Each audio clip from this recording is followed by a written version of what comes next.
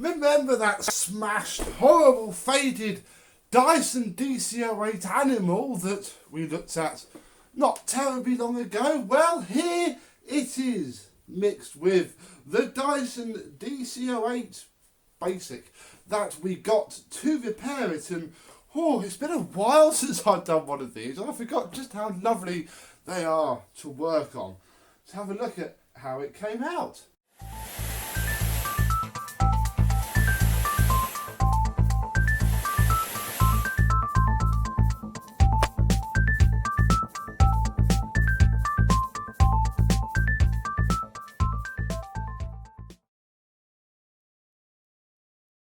Yes, hello my vacuum cleaner chums, how are you today? Yes, we came out quite well, didn't it, Felix? You gonna have a sit? No, you're gonna go over there? Yes, the Dyson DC08 animal came out very nicely indeed. Here is the mattress tool from the later Dyson that it came with. Apparently they were using this on the floor because the turbo head did not spin, and we confirmed that in our before video. Yes, it was very gunked up with hair. That little divot there on the brush roll housing is where there was a big mass of hair sat underneath the brush roll end, which had literally worn itself in to the housing. I had to cut a bit of it out, but it seems to spin okay now. And then if we remove the telescopic wrap feature, we have the better hose of the two. I think this is the one from this orange machine. It was the one that didn't have a big kink in it there.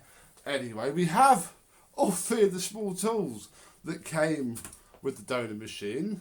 The bar, the missing litter picker on the back. That's quite a decent tool. I'm almost a bit tempted to keep these as spares because they are very different due to the way that all of this works. Obviously, the different tool heads. This is the main caveat with the DC08, is that they went through about 3 revisions of this stupid tool head, and you've got to be so careful buying parts for it. The wand is fine. I did not strip it down. You can take these wands apart, but only if you have to, is my motto on those.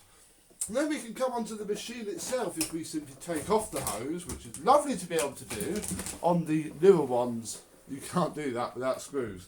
Have a close look at the machine itself, which has come out very well indeed. It is gleaming, in fact. Very little wear to it, let alone damage. It was in far better condition inside than the one that we took apart. So here is the bin, and as you can see inside of there, look, it's all spotless and shiny.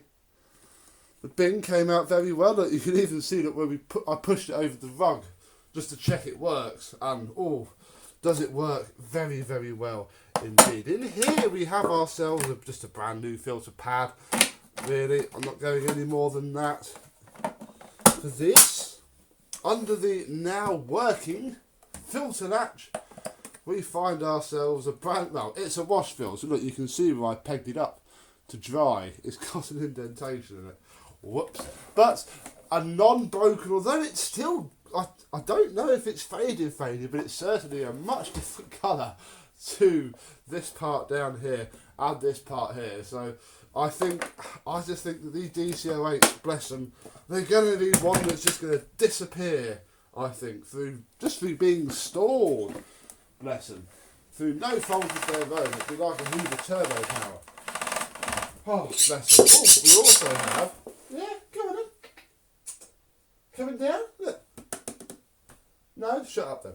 I've also put the better of the 2 cable rewinds on. Again, this is the one from the purple one, I think. It's had a couple of turns as well, and I think once the machine gets used, it'll be okay. Again, Dyson core rewinds were never their strong point. They are much better now, but on these earlier generations, they hadn't quite cracked it. Does it work?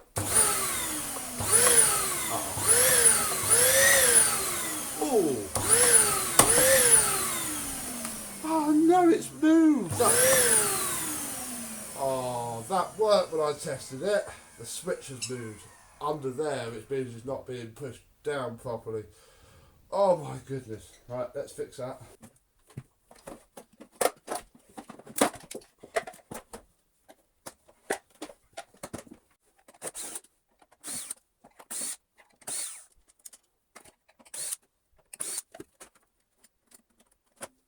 just to show you what had happened, that switch has to be at such a precise angle so that when the top cover goes over, it's pushed down and not back.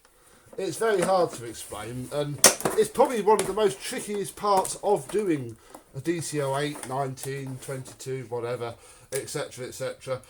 But it's still not difficult, don't be put off, but it's certainly something to look at. What I should have done, if I hadn't finished this so late at night, is put these 4 corner screws back in, just to hold it steady. Then plug it in.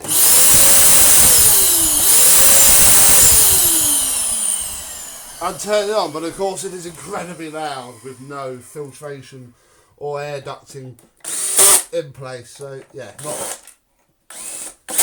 not the sort of thing I should be doing at 11, 12 o'clock at night. So normally when I finish these things, right, you can go on there, the wheels need to go back on. Line it up.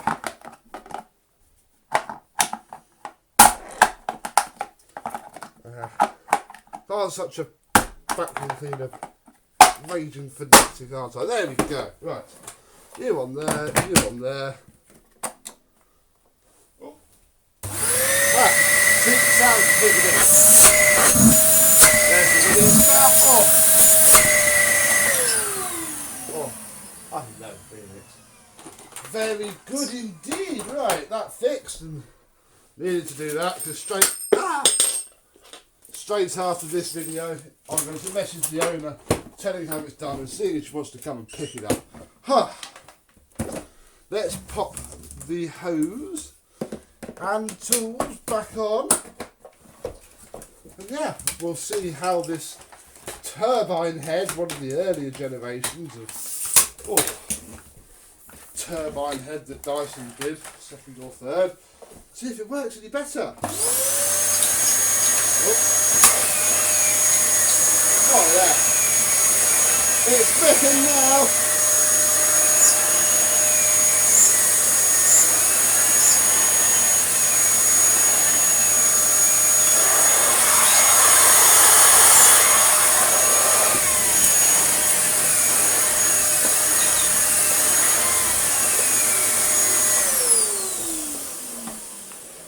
And that's just for giving it a little bit of a clean out, which is quite frankly brilliant. Although it works well on this very short pile carpet. If we get some long out, I imagine it might struggle a lot more. Yeah,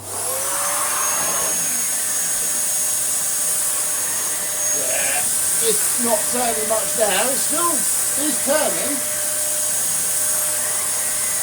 but a lot of this pile I'm just doing by moving the head. It's barely turning the actual brush rod. Bless them. It's still picked up a fairly healthy chunk of fluff though. But it'll be absolutely fine. Hopefully the owner loved the thing so much that she's paid me money to, well, rebuild it or get her a new one out of her broken one. So it obviously works well enough for her. Yeah, all the gearbox is sealed up, so a bit of a shame. I can't really do much than that, but it's better than it was.